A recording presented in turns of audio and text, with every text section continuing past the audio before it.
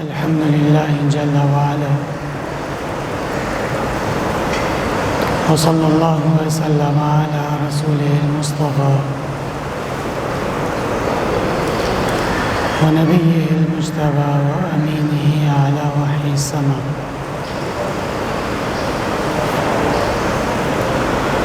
وعلى آله النجباء وأصحابه الأتقياء، أفضل الخلائق بعد الأنبياء، ومن بهديهم اقتدى وبآثارهم اقتفى،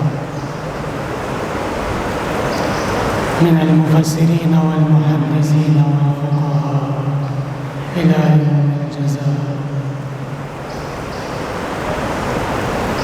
أما بعد، فأعوذ بالله من الشيطان الرجيم. بسم الله الرحمن الرحيم. ربنا وابعث فيهم رسولا منهم يتلو عليهم آياتك ويعلمهم الكتاب والحكمة ويزكيهم إنك أنت العزيز الحكيم.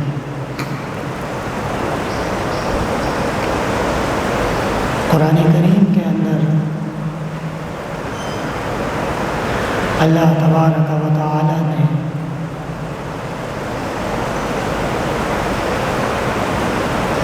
محمد عربی صلی اللہ علیہ وسلم کا جو مقام اور شان بیان کی ہے،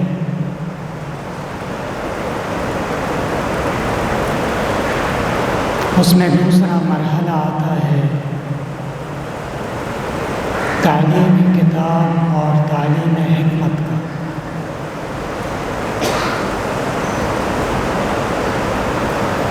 آپ حضرات کو آواز سمجھ میں آ رہی ہے؟ سمجھ میں آ رہی ہے؟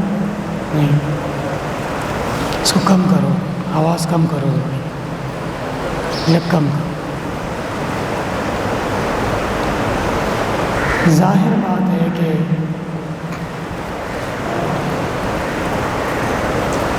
کتاب سے مراد قرآن کریم کی کتاب ہے۔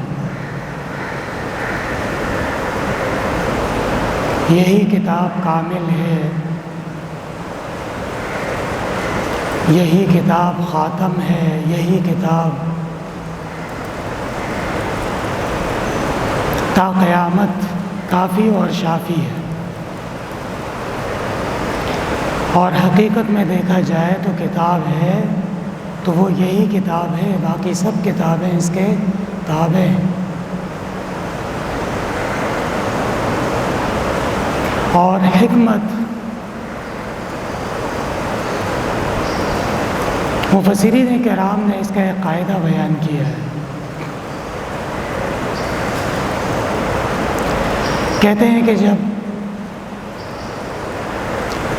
حکمت منفرد آ جائے، اکیلے آ جائے، جیسے اللہ تبارک و تعالی نے قرآن کریم میں فرمایا وَمَن يُؤْتِ الْحِكْمَةَ، اور يُؤْتِ الْحِكْمَةَ مَن يَشَاءُ،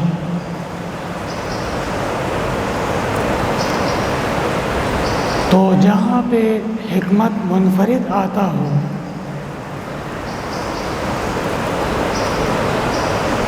اس سے مراد فقہ ہوتی ہے۔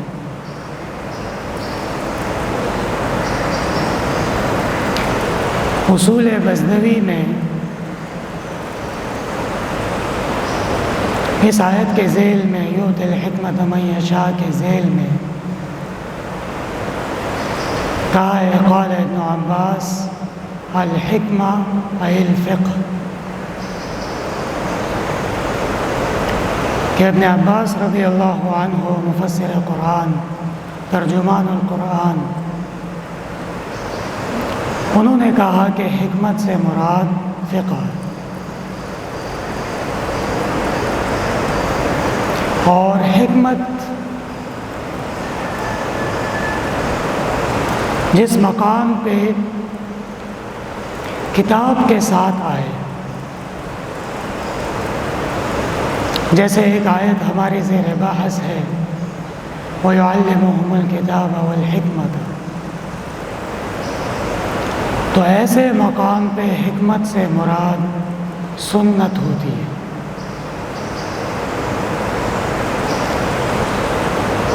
حسن بصری رحمۃ اللہ علیہ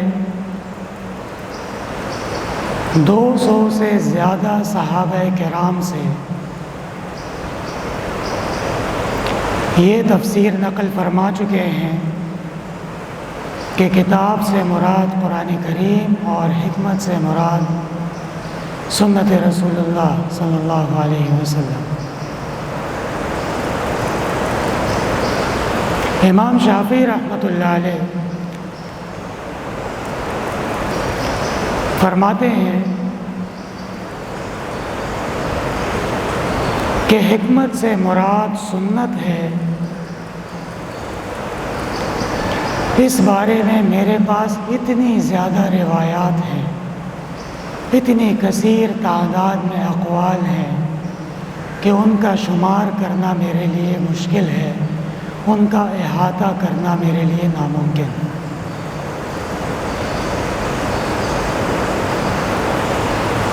لہذا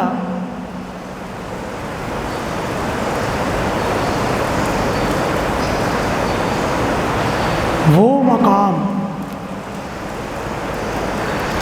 کہ جہاں پر کتاب اور سنت دونوں جمع ہو جاتے ہیں، تو اس کے بعد پھر تیسرا کام وہ تزکیہ کا ہے، اور تزکیہ بغیر فقہ کے ممکن نہیں۔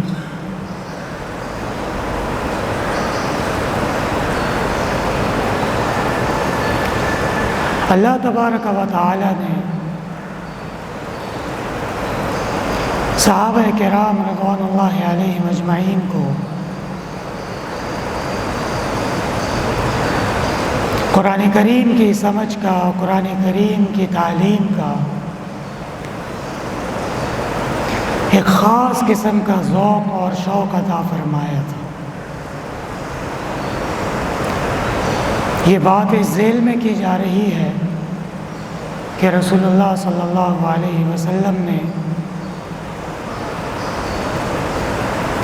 صحابہ کرام کو کما حقہ کتاب کی تعلیم بھی دی ہے اور حکمت کی تعلیم بھی دی ہے۔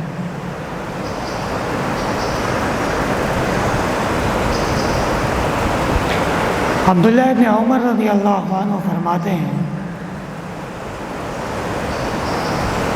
کہ میں سنتا تھا کہ ابن عباس رضی اللہ عنہ کو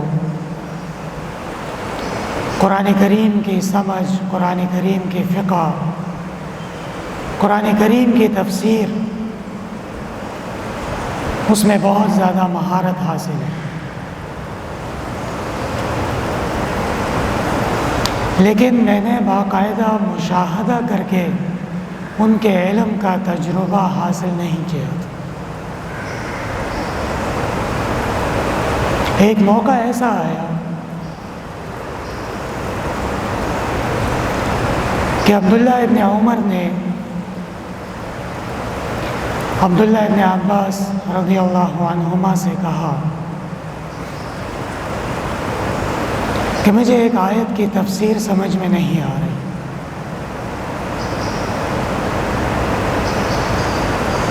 پوچھا کون سی آیت ہے، کیا سمجھ نہیں آ رہا؟ فرمایا وَلَمْ يَرَ الَّذِينَ كَفَرُوا أَنَّ السَّمَاوَاتِ وَالْأَرْضَ كَانَتَا رَتْقًا فَفَتَقْنَاهُمَا وَجَعَلْنَا مِنَ الْمَاءِ كُلَّ شَيْءٍ حَيٍّ۔ مشہور تفسیر اور مشہور اس کا جو ترجمہ کیا جاتا ہے وہ تو یہی کیا جاتا ہے کہ آسمان اور زمین ایک قالب کی طرح آپس میں ملے ہوئے تھے، جڑے ہوئے تھے،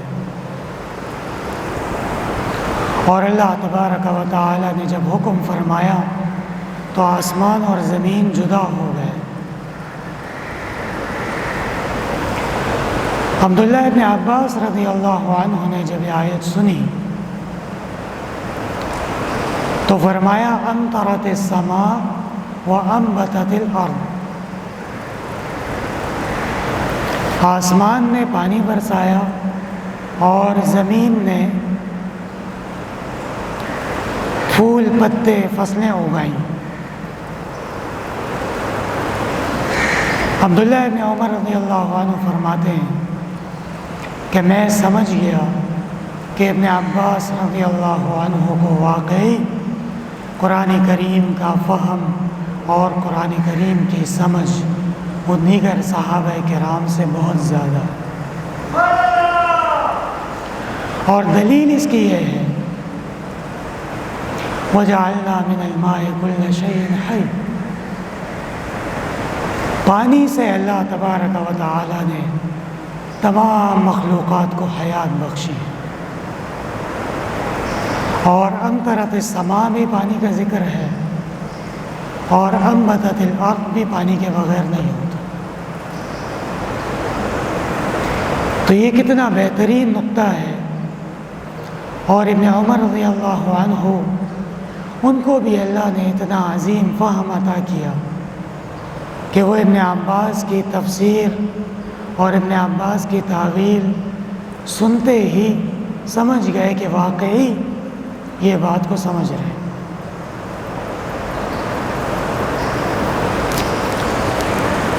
حضرت عمر فاروق رضی اللہ عنہ جب خلیفہ تھے، کوئی مسئلہ پیش آتا، کوئی قضیہ پیش آتا، کوئی معاملہ ہوتا،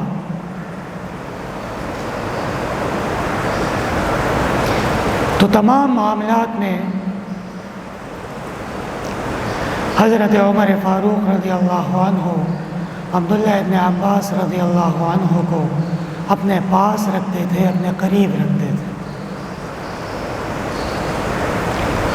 بعض بزرگ صحابہ کرام ان کو یہ بات قدرے کھٹکتی تھی، اور ان کے عقل و فہم میں اس نوجوان بچہ عبداللہ ابن عباس کا قریب ہونا یہ سمجھ میں نہیں آتا تھا۔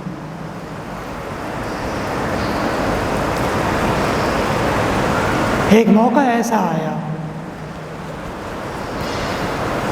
کہ بحث ہونے لگی کہ سورہ نصر میں اذا جاء نصر اللہ والفتح،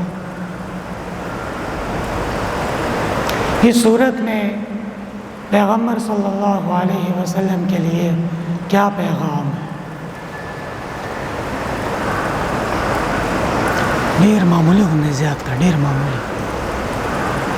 حضرت عمر رضی اللہ عنہ نے مختلف صحابہ کرام سے پوچھا کہ سورہ نصر میں اللہ تبارک و تعالی نے رسول اللہ صلی اللہ علیہ وسلم کے لیے خاص پیغام کیا دیا؟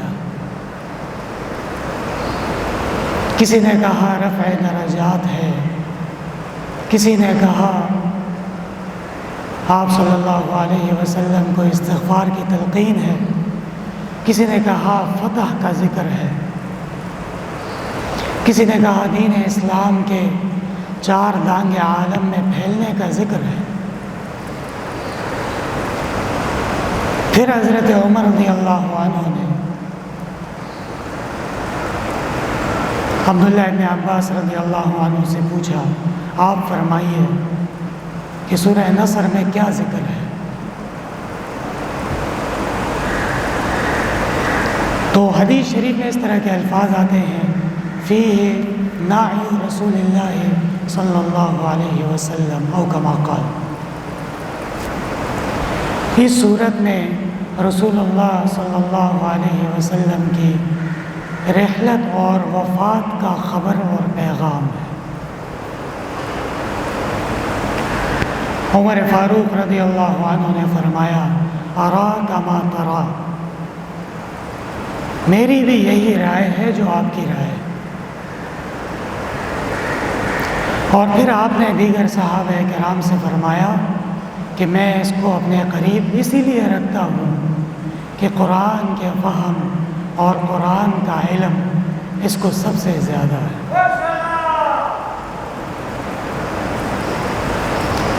یہ حقیقت میں رسول اللہ صلی اللہ علیہ وسلم کی فیض کا، آپ کی نبوت کے برکات کا اور آپ کی کامل تعلیم کا ثمرہ اور نتیجہ ہے۔ کیونکہ ابن عباس رضی اللہ عنہ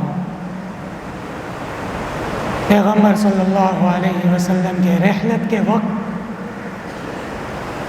10 سال 11 سال 12 سال یا 13 سال کے تھے، اس سے زیادہ نہیں تھے۔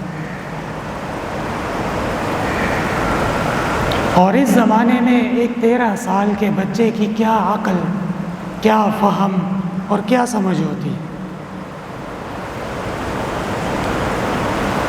لیکن جب نبوت کی تعلیم ہو، وَيُعَلِّمُهُمُ الْكِتَابَ وَالْحِكْمَةَ وَيُزَكِّيهِمْ،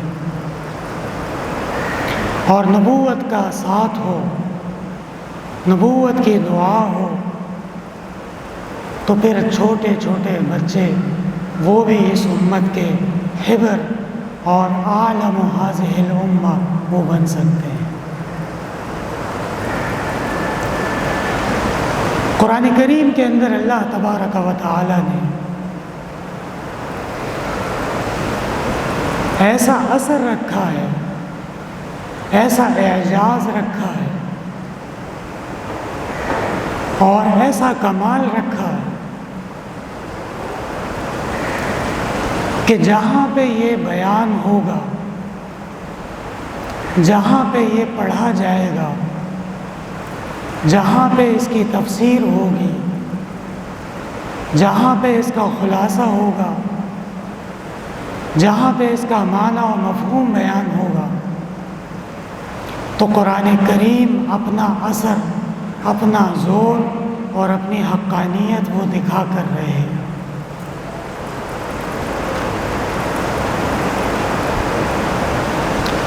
بخاری شریف میں ہے کہ ابو بکر صدیق رضی اللہ عنہ کو جب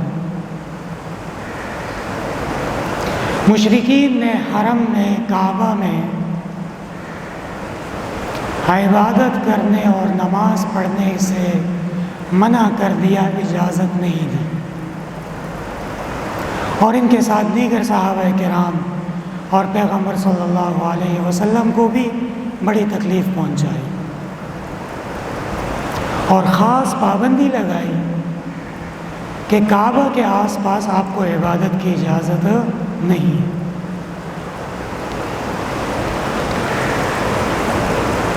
تو بخاری شریف میں روایت ہے فبنا مسجدا فی فناء دارہ، ابو بکر صدیق رضی اللہ عنہ نے اپنے مسجد کے صحن میں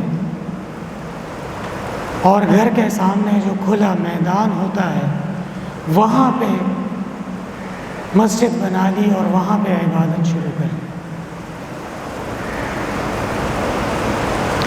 وَكَانَ يَقْرَأُ الْقُرْآنَ، اور ابو بکر صدیق رضی اللہ عنہ قرآن کریم کی تلاوت کرتے تھے۔ اس مقام پہ مستدرک حاکم نے یہ فرمایا ہے کہ ابو بکر صدیق رضی اللہ عنہ قرآن کریم کی چند آیات تلاوت کر کے پھر اس کی تفسیر، اس کا معنی اور اس کا مفہوم وہ بیان کرتے تھے۔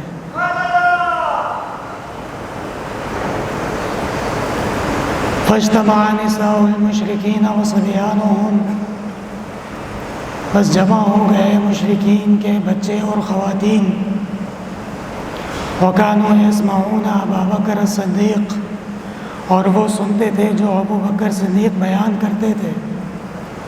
فافزع ذلك اشراف قریش من المشرکین، اور یہ چیز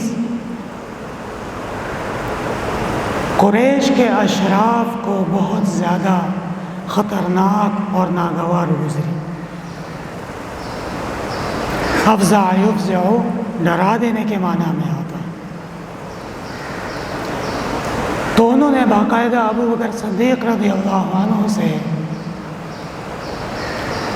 یہ کہا کہ اب آپ اس گھر کے سامنے جو مسجد ہے اس میں بھی قرآن کریم کا تلاوت، تفسیر اور معانی بیان نہیں کریں۔ ہماری خواتین اور ہمارے بچے وہ اس کو سن کے ہمیں خوف ہے کہ اسلام قبول کر لیں۔ یہ ہے قرآن کا اثر اور قرآن کا اعجاز اور قرآن کی حقانیت، کہ جو لوگ قرآن کے مخالفین ہیں اور جو قرآن کو ماننے سے انکار کر چکے ہیں اور جو قرآن کے موحی الیہ اور ان کے اصحاب کو کعبہ اور حرم سے دور کر چکے ہیں، ان کو بھی پتہ ہے کہ ہماری خواتین اور ہمارے بچے اگر وہ اس کو سنیں گے تو اس پر ایمان لے آئیں۔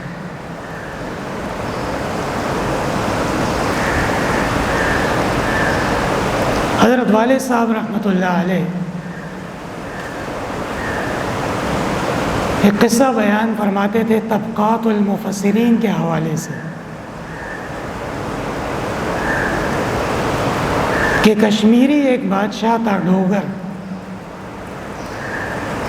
اور اس کی ایک عرب بادشاہ سے دوستی تھی،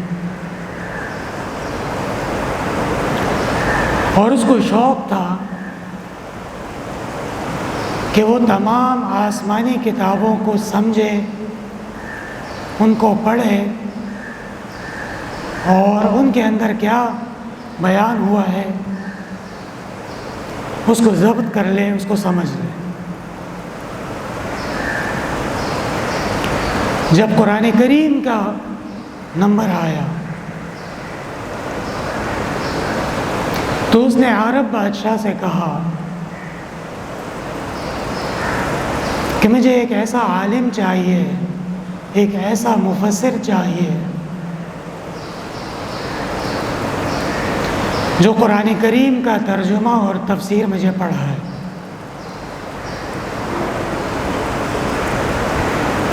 لیکن اس کے ساتھ یہ شرط ہے کہ صرف ترجمہ اور تفسیر پڑھائے، مجھے دعوت دینے کی کوشش نہ کرے ایمان لانے کی۔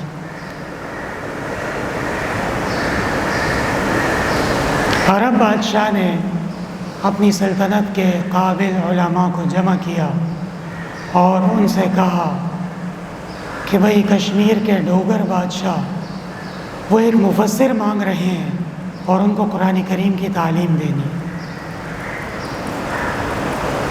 ایک عالم نے کہا کہ میں یہ کام بہتر طریقے سے کر سکتا ہوں، مجھے اجازت دیجیے میں جاتا ہوں۔ عالم پہنچ گئے کشمیری بادشاہ کے پاس اور تفسیر کا درس، قرآن کا ترجمہ شروع ہو گیا۔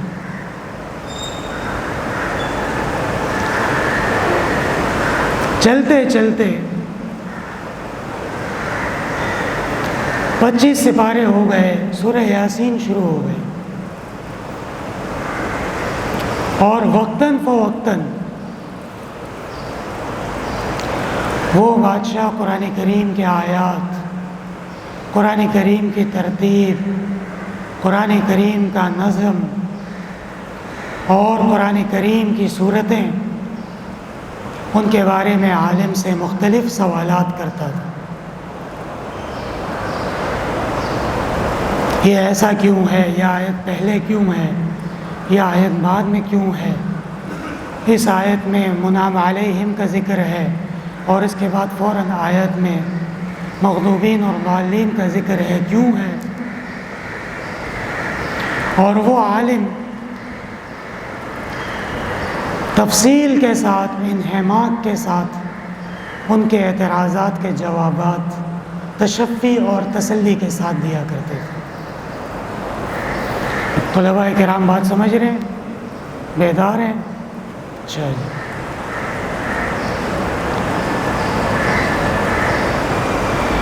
سورہ یاسین کے اندر جب قل یوحییھا الذی انشأھا اول مرہ وہو بکل خلق علیم، اس آیت پہ بیان شروع ہوا تو بادشاہ نے پھر سے اعتراض کیا کہ انشأھا اول مرہ وہو بکل خلق علیم کی جگہ وہو علی کل شیء قدیر ہونا چاہیے تھا، کیونکہ بادشاہ بھی قابل ہے اور لکھنے پڑھنے کا شوقین ہے، اس کی اپنی ایک رائے بن گئی۔ عالم نے کہا کہ آپ مجھے اجازت دیں اور درمیان میں آپ بولیے گا نہیں، میں آپ کو اس کی تفسیر سمجھاتا ہوں، اور یہ اس مقام پہ وہو بکل خلق علیم یہ بہت ہی مناسب ہے اور بہت ہی اعلیٰ درجے کا کلام ہے، اور اس کے علاوہ کوئی اور جملہ ادھر ہو ہی نہیں سکتا۔ اس عالم نے تقریر کی اور تفسیر بیان کی، بادشاہ بیٹھ کے سنتا رہا اور پھر کہا کہ اب وہ وقت آ گیا ہے کہ آپ مجھے کلمہ پڑھا دیں، میں مسلمان ہو جاؤں۔ وہ کیا تقریر تھی، وہ کیا تفسیر تھی، اس کا پتہ نہیں چل سکا۔ والد سے بوئے چہرمان دے چدا تفسیر ہو دا تقریر دام چرتا پا کتاب کی ملاو شو ہوئے، یہ بھی کہیں مل جاتی تو کیا شان ہوتی اس کی، اور کیا زبردست کلام ہوتا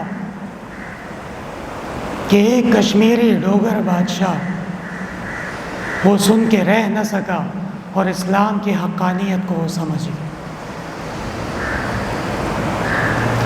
یہ ہے قرآن کریم کا اعجاز، یتلو علیہم آیاتہ ویعلمہم الکتاب والحکمت، کہ اللہ تبارک و تعالی ایسے پیغمبر کو مبعوث فرمائے، ایسے رسول کو مرسل فرمائے کہ جو آیات کی تلاوت کرتے ہوں، جو کتاب کی تعلیم دیتے ہوں، اور جو حکمت وہ امت کو سکھاتے ہیں۔ وَيُزَكِّيهِمْ، تزکیہ بغیر فقہ کے ہو نہیں سکتا۔ وضو کرنا ہے تزکیے کے لیے، وضو کیسے ہوگا وہ آپ کو فقہا بتائیں گے۔ نماز پڑھنی ہے، نماز کیسے پڑھی جائے گی، نماز کے ارکان کیا ہیں، نماز کی واجبات کیا ہیں، نماز کی سنن کیا ہیں، یہ بغیر فقہ کے جاننا ناممکن۔ من توضأ وضوءه فأحسن وضوءه، مختلف احادیث میں یہ الفاظ آئے کہ جو وضو کرے اور بہترین طریقے سے وضو کرے۔ اس کا دوسرا ترجمہ ہے جو وضو کرے اور وضو کرنا احسن العلوم میں سیکھے۔ بابا پوئی نہ شنارے ہونے لگو وہ صحیح شو، جو وضو کرے اور وہ وضو علماء، فقہا اور اسلام اور فقہ کے آداب اور ان کی تمیز کو جاننے کے مطابق سمجھائیں اور سکھائیں۔ لہٰذا اس سلسلے میں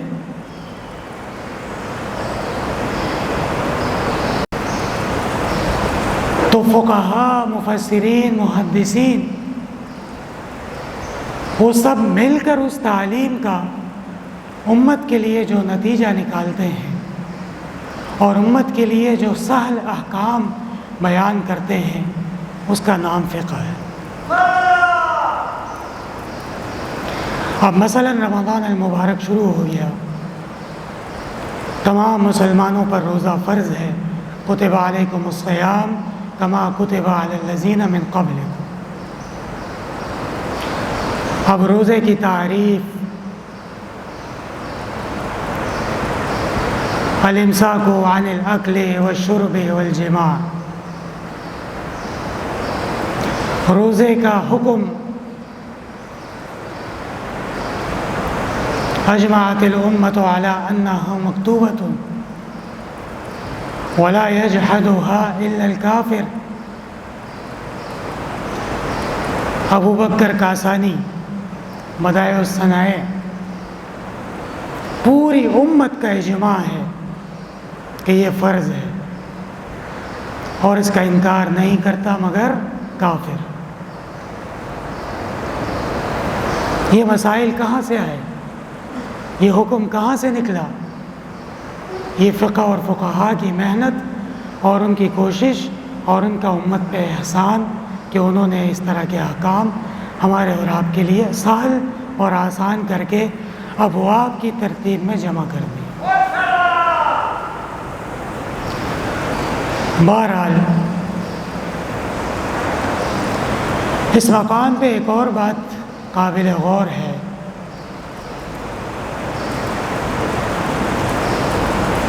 کہ عالم اور مفسر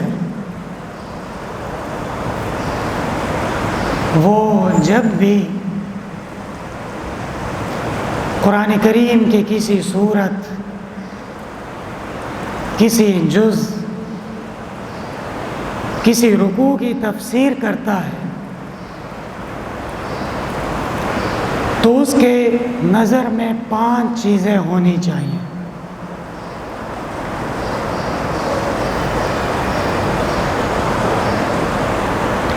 سب سے پہلے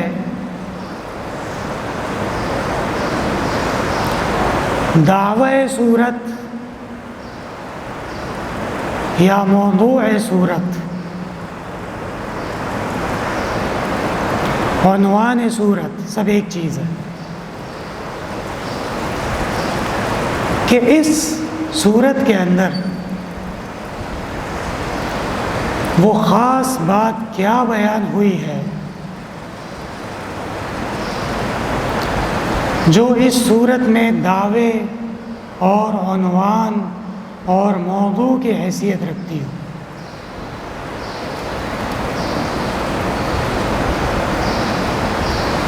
اور اکثر و بیشتر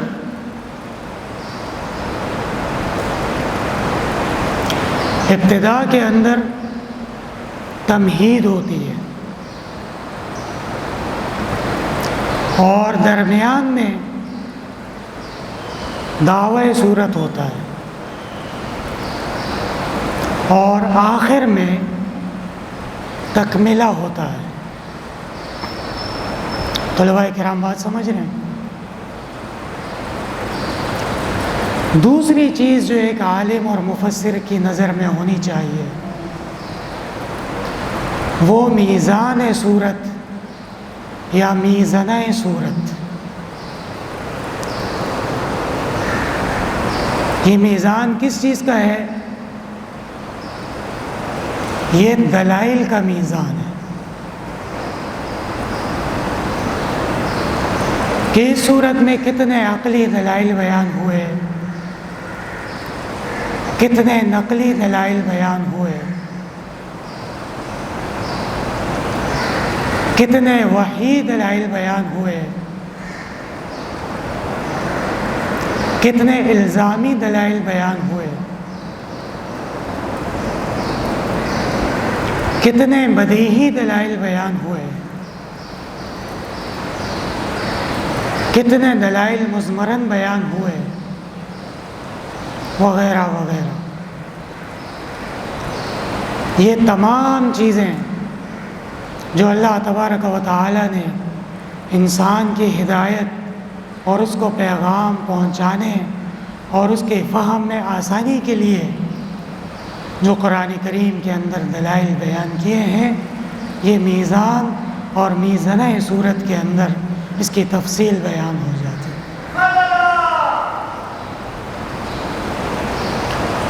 پھر اس کے بعد تیسری چیز جو عالم کی نظر میں ہونی چاہیے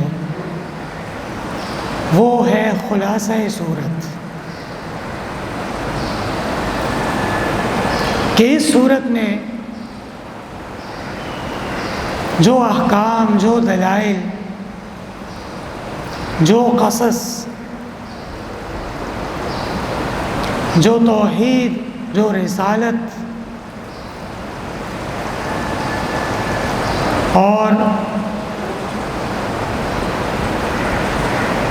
جو وعید، جو بشارتیں بیان ہوئی ہیں،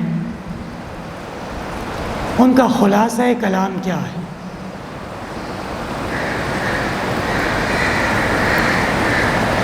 مثلاً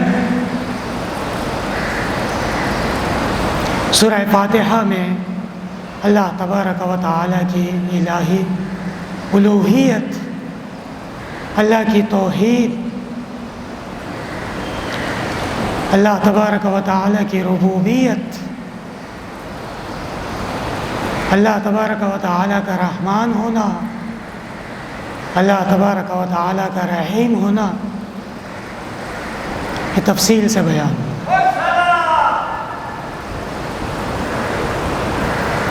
اور پھر اس کے بعد سورہ بقرہ میں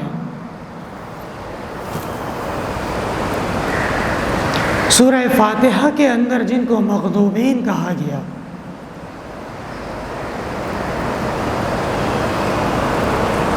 ان کو خطابات کیے گئے ہیں، ان کے متعلق احکام ہیں، ان کے متعلق قصص ہیں۔ سورہ بقرہ کا نام سورہ بقرہ ہے، کیوں ہے؟ ان اللہ یامرکم ان تذبحوا بقرہ، کس نے کہا؟ کس سے کہا؟ موسیٰ علیہ السلام نے۔ کس سے کہا؟ بنو اسرائیل سے۔ بنو اسرائیل کون ہیں؟ یہود، غیر المغضوب علیہم ولا الضالین۔ یا بنی اسرائیل اذکروا نعمتی التی انعمت علیکم وانی فضلتکم، یا بنی اسرائیل اذکروا نعمتی التی انعمت علیکم وَأَوْفُوا بِعَهْدِي أُوفِ بِعَهْدِكُمْ۔ پھر آخر میں وَإِذِ ابْتَلَىٰ إِبْرَاهِيمَ رَبُّهُ سے پہلے پھر یا بنی اسرائیل اذکروا نعمتی التی انعمت علیکم۔ غور کی ضرورت ہے، فہم کی ضرورت ہے، سمجھنے کی ضرورت ہے۔ سورہ بقرہ اور سورہ فاتحہ کے درمیان خلاصہ بھی بیان ہو رہا ہے اور اس کی تفصیل بھی پھر بیان ہو رہی ہے۔ اور چوتھی چیز جو ایک مفسر کی نظر میں ہونی چاہیے وہ آیات اور سور کا ربط ہے۔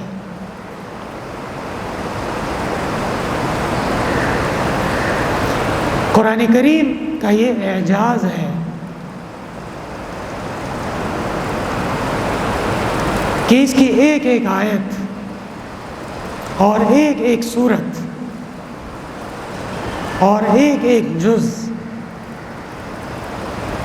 وہ آپس میں مربوط ہے۔ مربوط کا کیا مطلب؟ کلام بر موقع ہے، کلام بر محل ہے، کلام سمجھنے میں آسان فہم ہے، اور کلام کے اندر ایسے اعجاز، ایسے مضمرات موجود ہیں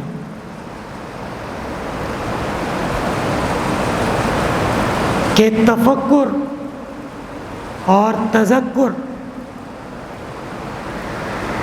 اور نظر اور تحقیق کے لیے یہ کلام قیامت تک کے لیے کافی اور شافی ہے۔ پورے عالم کے مسلمان اور پورے عالم کے انسان وہ یکجا ہو جائیں اور اس کلام پر غور و فکر شروع کر دیں، قیامت کی گھڑی آ جائے گی اور اس کلام کے کمال تک اور اس کلام کی تہ تک پہنچنے کے لیے وہ ان کے بس میں نہیں ہے اور ان کا وقت کم پڑ جائے گا۔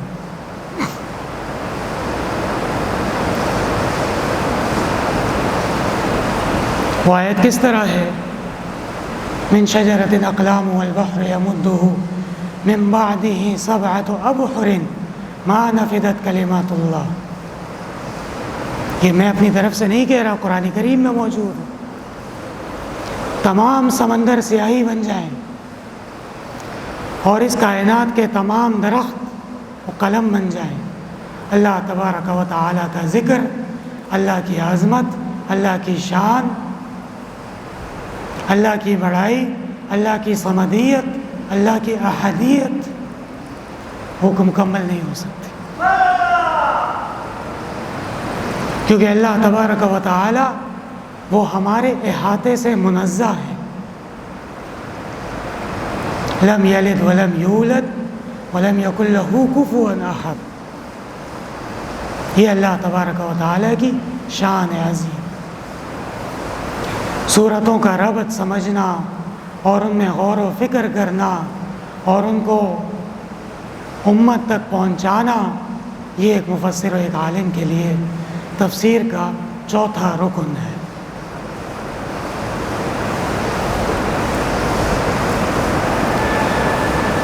آپ غور کیجئے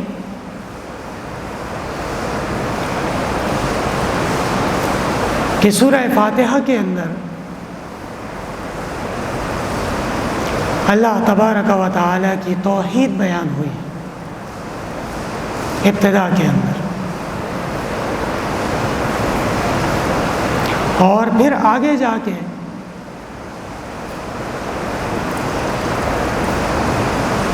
فرمایا سورہ بقرہ یہ نازل ہوئی ہے اور اس میں جو دعوی صورت ہے وہ یہود کو دعوت بھی ہے اور یہود کا رد بھی ہے۔ پورے قرآن کریم میں سورہ بقرہ کے اندر 3 دفعہ یہود کو خطابات کیے گئے اور پھر اس سے آگے کوئی خطاب نہیں۔ اور سورہ بقرہ ہی میں موسیٰ علیہ السلام نے بنی اسرائیل کو جو احکام اللہ تبارک و تعالیٰ کی طرف سے سنائے، جو ان پہ نعمتیں ہوئیں، اور پھر قُلْ فَلِمَ تَقْتُلُونَ أَنْبِيَاءَ اللَّهِ مِنْ قَبْلُ إِن كُنتُم مُؤْمِنِينَ، ان کی ناکردنیاں، ان کی شیطانیاں، ان کی بدمعاشی اور انبیاء کو قتل کیا، شہید کیا، اس کی مذمت، اور ان کی بے وقوفیاں، ان کی احمقانہ حرکتیں، من بقلها وقصائها وفومها وعدسها وبصلها، آسمان سے من و سلوہ نازل ہو رہا ہے، کہہ رہے ہیں ہمیں کھیرا چاہیے، ہمیں پیاز چاہیے، ہمیں دال چاہیے، ہمیں ککڑی چاہیے، یہ ان کی حرکتیں۔ غیر المغضوب علیہم، ربط نظر آ رہا ہے؟ یہ ہوتا ہے ربط۔ تھوڑا آگے آ جائیے، آل عمران،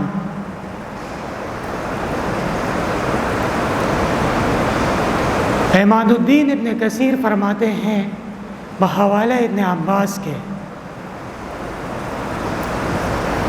کہ اس کی ابتدائی 87 آیات وہ نصارہ کے رد میں نازل ہوئی ہے، ان کو دعوت بھی ہے اور ان کے عقائد فاسدہ کا رد بھی ہے۔ کون سے نصارہ؟ نزلت فی وفد بنی نجران، یہ جو نجران سے وفد آیا تھا اور انہوں نے، ان کے بڑے بڑے پادری آئے تھے، بڑے بڑے احبار آئے تھے اور رہبان آئے تھے، اور پیغمبر صلی اللہ علیہ وسلم کے سامنے وہ معلوم کرنا چاہتے تھے کہ آپ حق پر ہیں، کہ آپ اللہ کے سچے رسول ہیں یا نہیں ہیں۔ دالکان پاس ہو گئے، دا بسوک پاس ہے شاید گوری تا نخکاری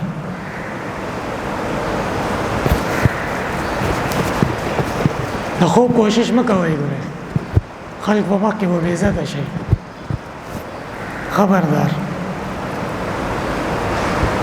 زمن مفتی صاحب زوئے امدایات ساتھ ہے، صحیح دا۔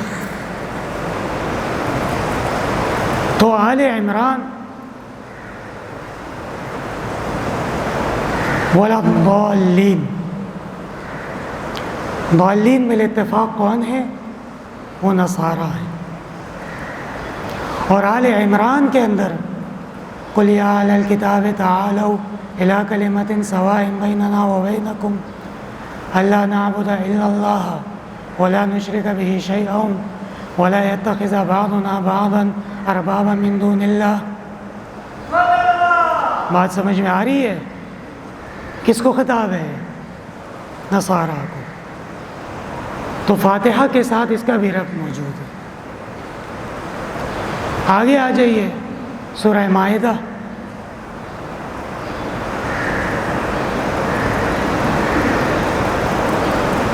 اللہ تبارک و تعالی نے سورہ مائدہ میں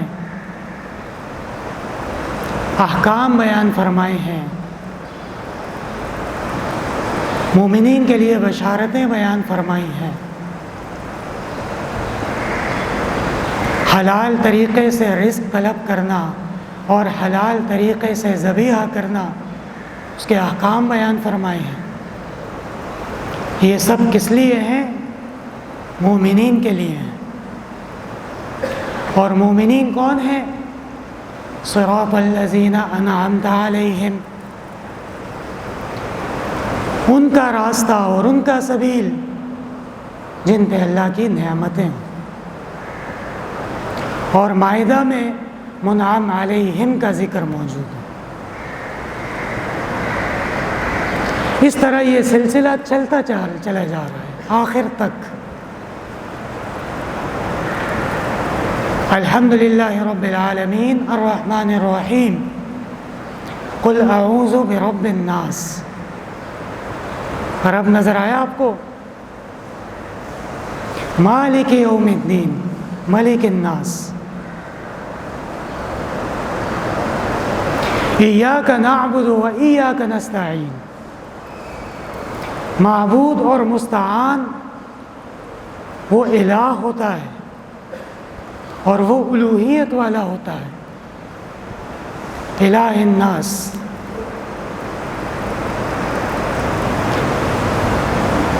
اہدنا الصراط المستقیم صراط الذین انعمت علیہم غیر المغضوب علیہم ولا الضالین۔ من شر الوسواس الخناس الذي يوسوس في صدور الناس من الجنة والناس غير المغضوب عليهم ولا الضالين من الجنة والناس۔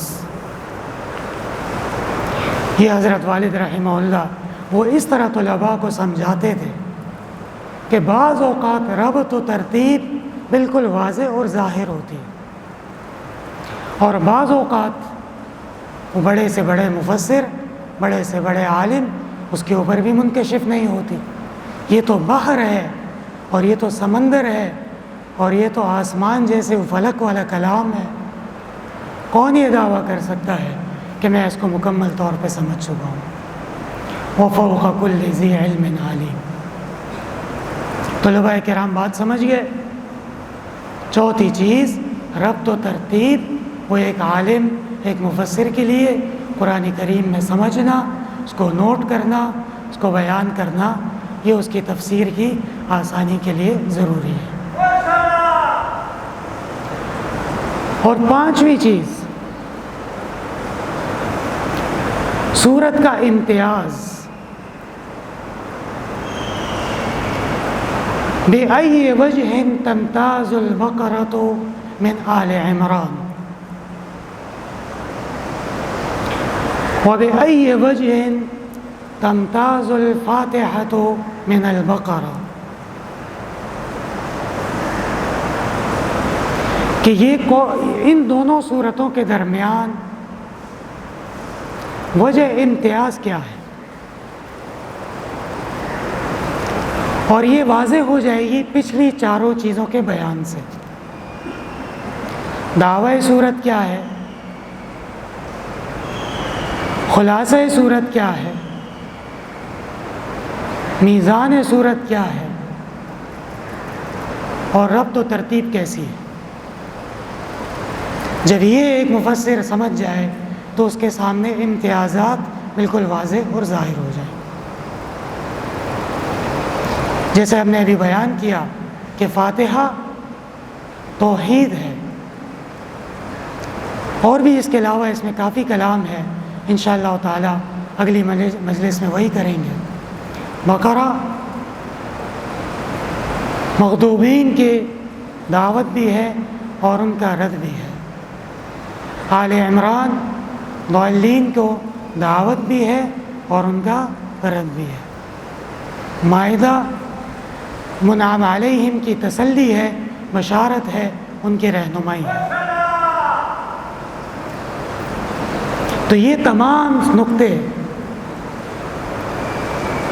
امام راضی رحمۃ اللہ علیہ کا یہ طریقہ ہے کہ مضمون بترقی ہوتا ہے. کیا ہوتا ہے؟ مضمون بترقی ہوتا ہے. اس کی تفصیل انشاءاللہ تعالی وہ آپ کو سمجھ میں آ جائے گی. ابھی اس وقت یہ سمجھ لیں کہ جو صورت کے امتیازات ہوتے ہیں، جو صورت کے ربط و ترتیب ہوتے ہیں، یہ قرآن کریم میں بتدریج آگے بڑھتے چلے جاتے ہیں، کم نہیں ہوتے، ختم نہیں ہوتے. بابا بس کا ماتم نمبر پریدا اسم سو گئے. اور یہ جو میں نے آپ کے سامنے بیان کیا، یہ کوئی قرآن و حدیث سے ثابت نہیں ہے.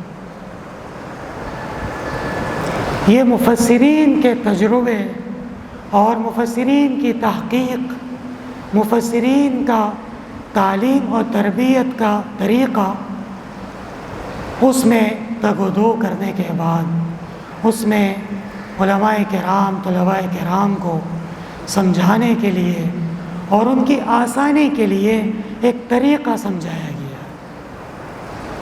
بات سمجھ میں آ رہی ہے؟ اور یہ تمام چیزیں یہ اس مقام پہ آپ کو سمجھ میں آ جائیں گی جہاں میں نے علوم قرآن میں آپ کو بتایا تھا. ابو بکر ترتوشی کے علوم قرآن اور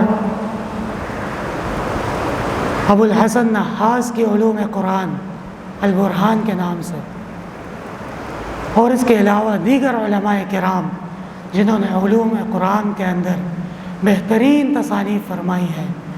حضرت مولانا غلام اللہ خان صاحب رحمۃ اللہ علیہ کی جواہر القرآن، اور مولانا شیخ محمد طاہر پنجبیری رحمۃ اللہ علیہ کی سمت الدرر اور العرفان فی علوم القرآن. ان تمام کتابوں میں جب ان کو آپ سامنے رکھ کے قرآن کریم کے ان آیات اور سور کو دیکھیں گے، آپ کے سامنے خود بخود یہ احکام اور یہ رموز اکلتے چلے جائیں گے. طلباء کرام بات سمجھ رہے ہیں؟ انشاءاللہ تعالی اس کے اوپر مزید کلام بھی کریں گے. اللہ تعالیٰ توفیق عطا فرمائے. الحمدللہ رب العالمین. لا الہ الا اللہ وحدہ لا شریک لہ لہ الملک ولہ الحمد وهو على كل شيء قدیر. لا الہ الا اللہ الحلیم الکریم.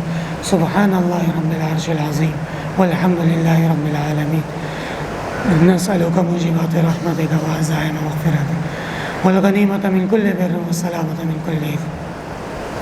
اللهم لا تدع لنا ذنبا إلا غفرته ولا هما إلا فرجته ولا حاجة إلا قضيتها يا أرحم الراحمين ويا أكرم الأكرمين.